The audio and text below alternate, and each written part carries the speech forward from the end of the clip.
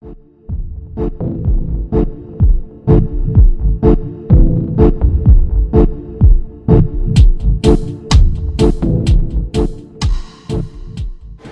sugalvojau, kad galima daryti verslą, bet verslui reikia pinigų.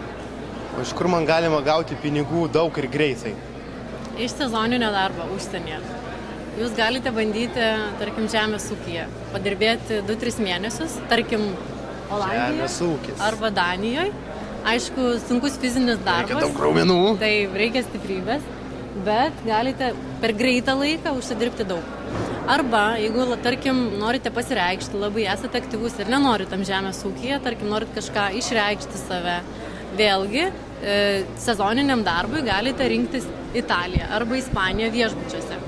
Tai barmenam padavėjam, tarkim, arba renginių organizatoriam. Jeigu turit labai daug minčių, galit pasidalinti su darbdaviais, galit sudalyvauti atrankoje ir gauti darbą viešbutyje Italijoje. Tai man čia reikėtų mokėti kalbėti angliškai? Taip, kaip minimum, reikia kalbos. O jeigu ten... O žemės ūkyje nebūtinai kalba. Reikia tik tai pagrindus turėti, kad galėtumėt suprasti, kas jums yra sakoma. O renginių organizatoriai taip reikia turėti gerus anglų kalbos įgūdžius. Supratau, tai galiu dirbti vasarą ten. Taip. Ir užsidirbti daug per trumpai. Ar daug, tai čia labai sąlyginis dalykas, nes, tarkim, paimkim tą pačią Italiją, tai jūs gyvenate viešbutyje, maitina jūs viešbutis, o pati alga tai yra grynas jūsų darbo užmokestis. Tai tarkim, kaip minimum siūlo 500 eurų, tai 3 mėnesiai po 500 eurų jūs skaičiuojat ir paskaičiuojat, ar tai yra jums daug ar mažai. Fainai, man tai yra daug iš tikrųjų. Nu, man irgi atrodo, kad visai neblogai. Čia yra mano kontaktai, o visų kitų Eures konsultantų yra ldb.lt/eures. Eures Lietuva puslapis. Mūsų yra 10 netgi, kiekvienam mieste.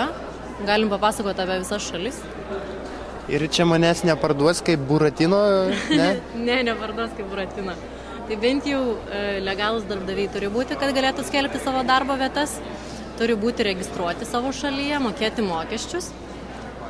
Ir, aišku, pasirašo darbo sutartį ir mokat mokesčius. Nelegaliai pas mus dirbti negalėsit.